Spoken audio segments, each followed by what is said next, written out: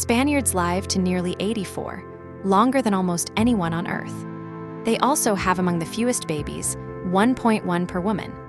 Together, those two numbers are quietly breaking Spain's future. In 1960, 8% of Spain was over 65. Today, it's 21%, 1 person in 5. By 2050, the World Bank projects 36%. More than a third of the country past retirement age. Here's why that matters. Spanish pensions are pay-as-you-go. Today's workers fund today's retirees.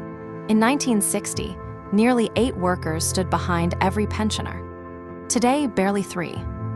By 2050, fewer than 1.5. Fewer babies since the 80s, longer lives every decade.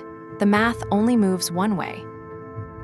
By 2050, Spain is projected to lose 8 million working-age people, while the 65-plus population grows by 6 million.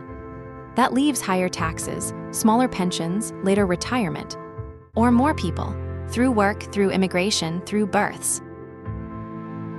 Spain doesn't have too many people, it has too few workers. And every year of waiting makes the ledger harder to balance.